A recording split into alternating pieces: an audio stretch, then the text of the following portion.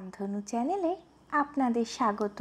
আশা করি সকলেই ভালো আছেন আর ঠাকুরের কৃপায় ভালো থাকবেনও। শ্রী শ্রী ঠাকুরের পাদপদ্মে শতকোটি প্রণাম। ঠাকুর সকলের মঙ্গল করুন, সকলের চৈতন্য দিক। জয় গুরু, জয় রাম, জয় গোবিন্দ, গুরু কৃপাহি কেবলম।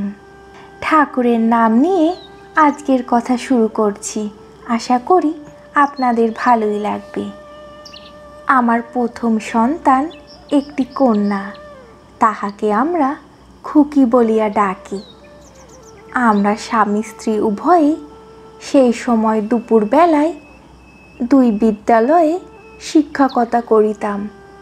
6 মাস পর্যন্ত আমার বিধবা ভগিনী কন্যাটির তত্ত্বাবধান করিয়াছে।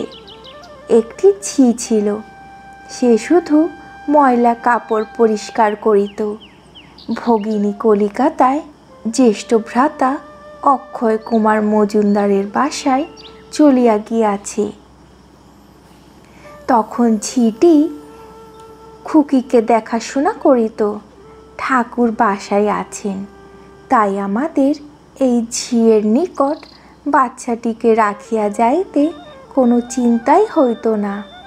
ঠাকুর এই সময় খুব কম বাহির হইতেন। প্রায় দেখিতাম তিনি একটির পর একটি গান লিখিয়া চলিয়াছেন। ঝিয়ের কাছে বাচ্চাটি রাখিয়া যাওয়া ঠাকুরের মনোপ্রুত হইল না।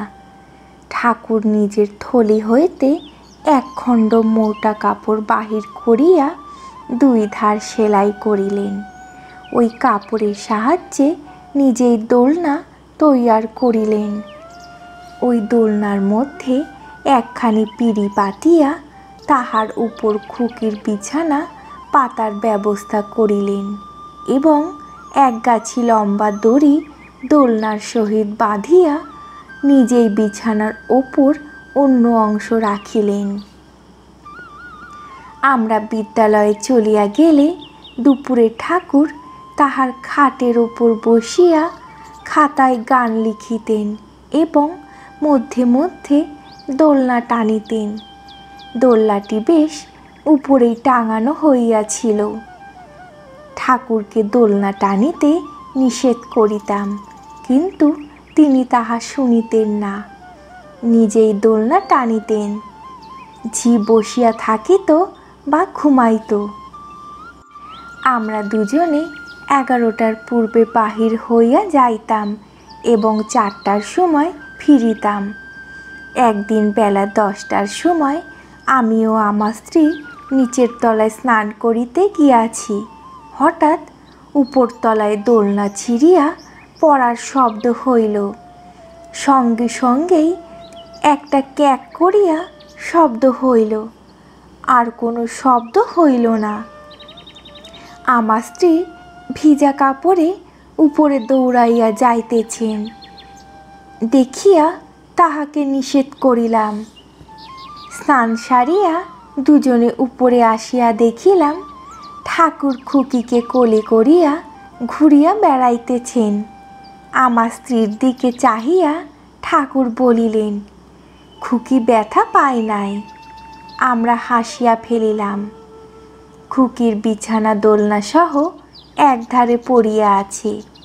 আমি বলিলাম, আপনি আছেন, খুকি আবার ব্যথা পাবে কেন?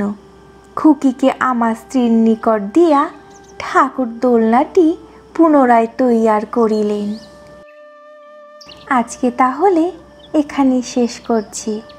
ঠাকুরের কথা শুনতে আপনাদের কেমন লাগছে অবশ্যই জানাবেন, আর ভালো লাগলে একটি লাইক, শেয়ার, সাবস্ক্রাইব করে পাশে থাকবেন।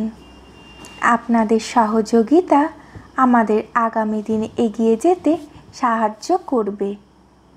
ঠাকুর সকলের সুমতি দিক। জয় রাম।